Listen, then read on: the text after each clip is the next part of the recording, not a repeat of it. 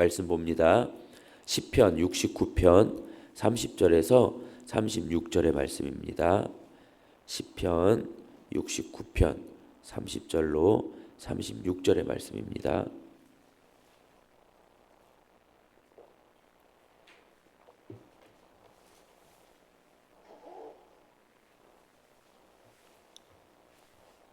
시편 69편 30절에서 36절의 말씀 찾으신 줄 알고 우리 한 목소리로 봉독합니다. 시작. 내가 노래로 하나님의 이름을 찬송하며 감사함으로 하나님을 위대하시다 하리니 이것이 소 곧 뿔과 굽이 있는 황소를 드림보다 여호와를 더욱 기쁘시게 함이 될 것이라.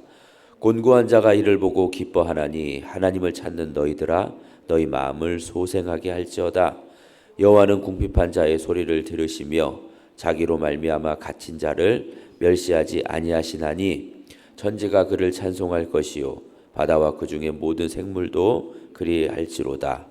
하나님이 시온을 구원하시고 유다 성읍들을 건설하시리니 우리가 거기에 살며 소유를 삼으리로다. 그의 종들의 후손이 또한 이를 상속하고 그의 이름을 찾는 자가 그 중에 살리로다. 아멘. 감사의 능력이라는 제목으로 말씀을 전합니다. 우리가 시편 69편의 말씀을 계속 듣다가 이 69편을 마무리하지 않은 채로 지난 한 주간 이제 다른 말씀을 가지고 특세를 했죠. 일주일이나 되는 긴 시간이 흘러가서 이제 앞의 내용들을 좀 기억하실지 모르겠는데 바로 오늘 본문을 들어가기는 어려울 듯하고요. 간략하게나마 이렇게 1절부터 얼른 살펴보고 오늘 본문을 상고하도록 하겠습니다. 이 69편 시편은 메시아 시편이라고 합니다. 메시아에 관한 내용이 많기 때문에 그래요. 시편 22편과 110편 다음으로 이 69편 시편이 신약 성경에 아주 많이 인용되었어요. 그 인용은 주님께서 직접 인용하셨거나 주님에 관한 인용들이에요. 이처럼 메시아이신 예수님에 관한 말씀이 많기 때문에 그래서 이제 메시아 시편이다 이렇게 하는데요. 예를 들자면 성경을 보시면 4절 같은 데 보면 이렇게 돼 있어요. 까닭없이 나를 미워하는 자가 나의 머리털보다 많고 부당하게 나의 원수가 되어 나를 끊으려 하는 자가 강하였으니 내가 빼앗지 아니한 것도 물어주게 되었나이다. 요걸 이제 요한복음이 이렇게 받아요. 요한복음 15장 25절 보면 그러나 이는 그들의 율법에 기록된 바 그들이 이유 없이 나를 미워하였다. 시편 본문에는 까닭없이 나를 미워하고 요한복음에는 이유 없이 나를 미워하였다 한 말을 응하게 하려 함이라 이렇게요.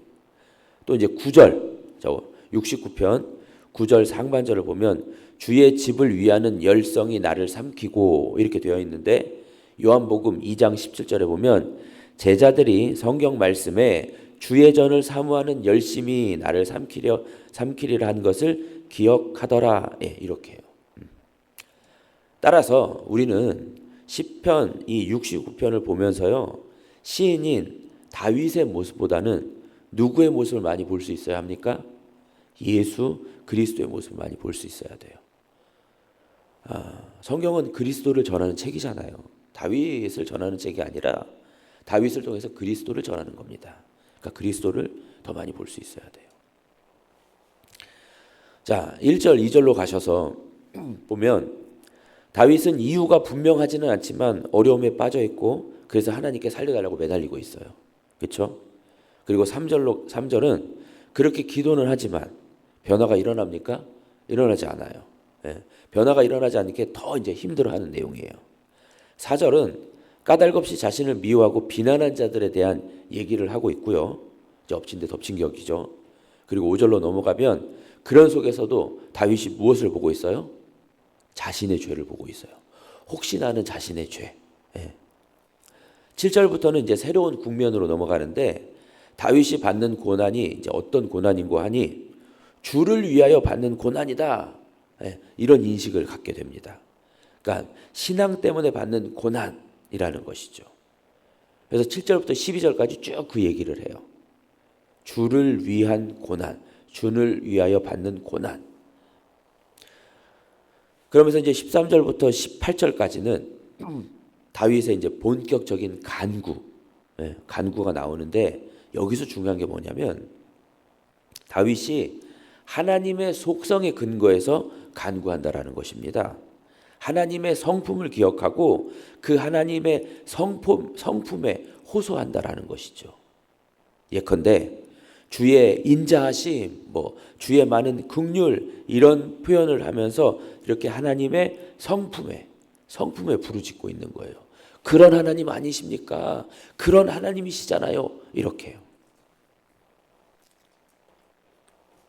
이러면서 이제 그 뒤로는 19절부터는 메시아에 대한 말씀이 더 많이 이렇게 드러나고 있어요.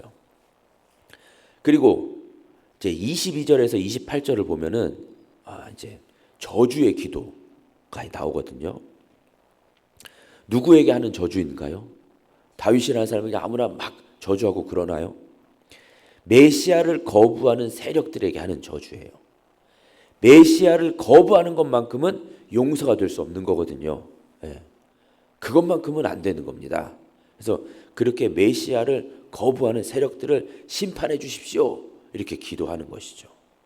그리고 이제 그러면서 이제 29절까지를 보면 그렇게 계속 기도를 하지만 저주를 쏟아내지만 변화는 일어나요? 일어나지 않아요? 아무 변화도 없어요. 일단은 아무 변화도 없고 이제 29절로 이렇게 딱 마치고 이제 오늘 본문이 이제 들어가는 겁니다.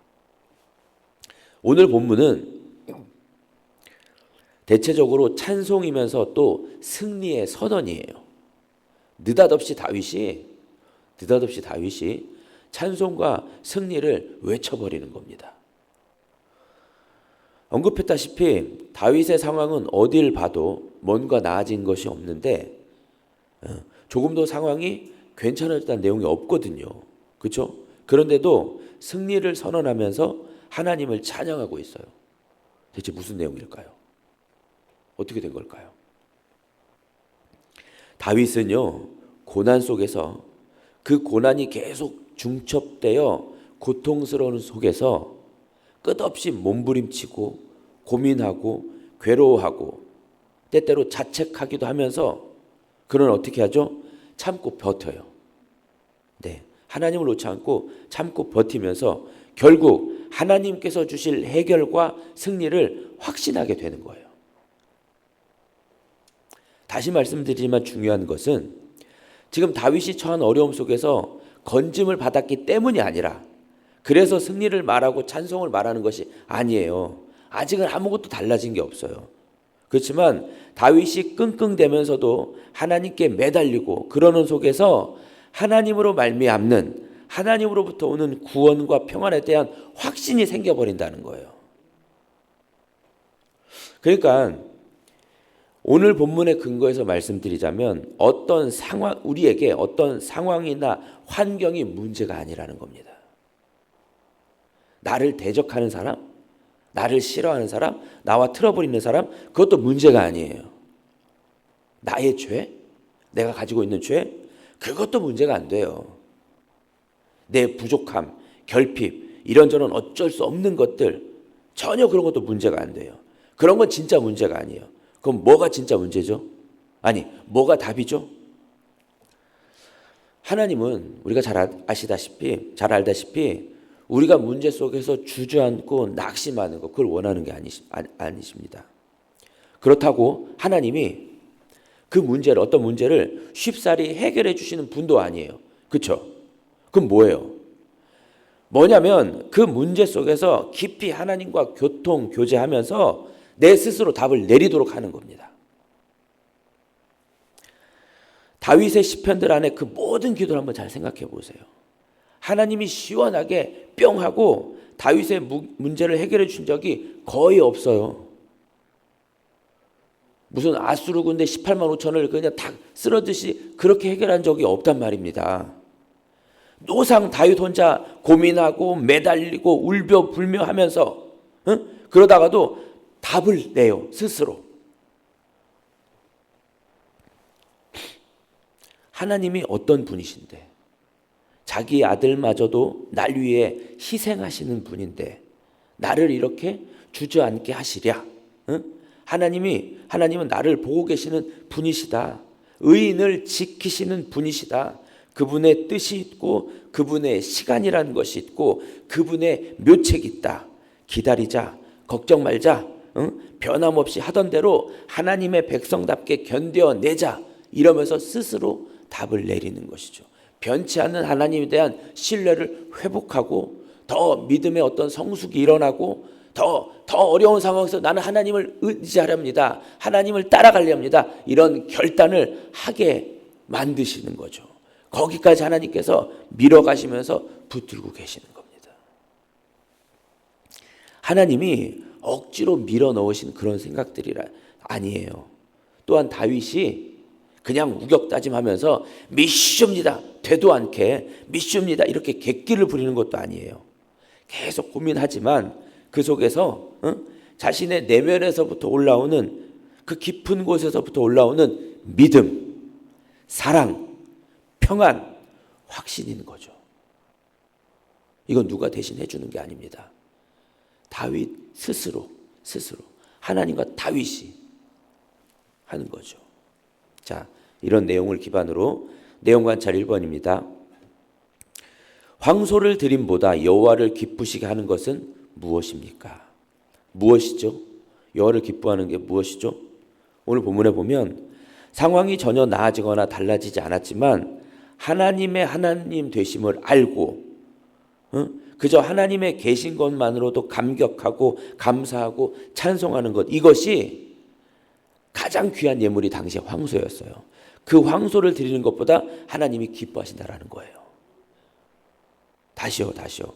문제와 상황 달라진 건 아무것도 없지만 그런 속에서 하나님의 하나님 되심을 알고 천지의 주제이심을 알고 모든 문제를 해결할 분임을 알고 나를 건져내실 분임을 알고 그냥 그런 하나님이 계신 것만으로 감격하고 감사하고 찬송하는 것, 그렇게 고백하는 것, 그걸 하나님이 기뻐하시는 겁니다. 네가 나를 아는구나. 재물이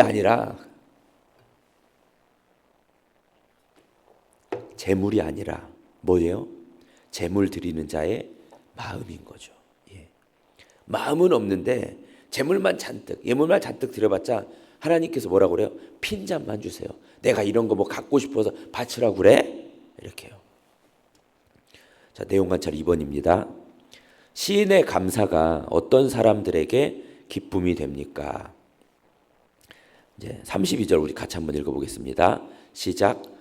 곤고한 자가 이를 보고 기뻐하나니 하나님을 찾는 너희들아 너희 마음을 소생하게 할지어다. 여기서 말하는 곤고한 자가 어떤 자예요? 다윗처럼 힘들어도 말씀대로 살려는 자들인 거죠. 신앙을 위해 어떤 고난도 감수하는 자들, 이게 이제 곤고한 자인 거예요. 원래 좀 제대로 번역하자면 온유한 자예요. 하나님만 바라보는 자. 어떤 상황 속에서 하나님만 바라보는 자. 이게 이제 온유한 자고 또 오늘 번역은 이제 곤고한 자 이렇게 된 거죠. 그러니까 다윗과 같은 그 곤고한 자가 다윗의 감사를 보면서 어떤 이제 다윗의 감사가 이제 귀감이 되고 본보기가 된다라는 것이죠. 연구와 묵상 3번입니다. 가난하고 슬픈 자였던 시인의 감사가 고통을 받는 다른 이들에게 위로가 되는 이유는 무엇입니까? 다윗과 같은 이들, 다윗의 모습 속에서 위로를 얻고 희망을 갖게 되는 이유는 다윗과 같은 이들이 다윗의 모습 속에서 위로를 얻고 희망을 갖게 되는 이유는 이제 앞선 2번 문제에서 이제 다 말씀드렸지만 또 말씀드리지만 특별히 다윗이 뭔가 상황이 달라지지 않았다라는 겁니다. 변한 건 없어요. 대단한 변화 안 보여요.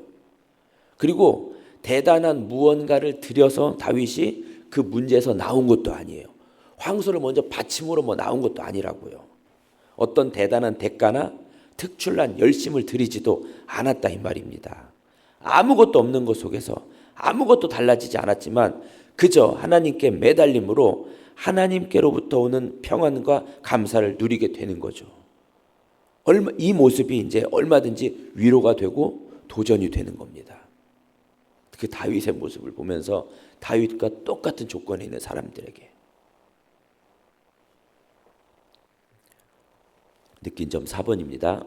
시인의 감사를 통해 상처받은 또 다른 사람을 위로하시는 하나님을 보면서 무엇을 느낍니까? 하나님은 다윗의 고난을 통해 또 감사를 통해 다윗과 같은 많은 이들을 위로하신다라는 거죠. 그렇죠? 다윗만의 하나님이 아니시라는 말입니다. 우리의 하나님, 나의 하나님이 되시기도 한다는 것이죠. 다윗에게만 그 은혜를 베푸시지 않고 우리 모두에게, 다윗과 같이 그렇게 매달리는 자에게 동일하게 은혜를 베푸시는 분이시다라는 겁니다. 다윗이 어떤 특별함이 있어서 하나님께서 그렇게 은혜를 베푸시지 않는 것처럼 다윗이 뭔가 대단한 것이 있었기 때문에 하나님께서 은혜를 베푸신 것이 아닌 것처럼 우리 역시 마찬가지입니다.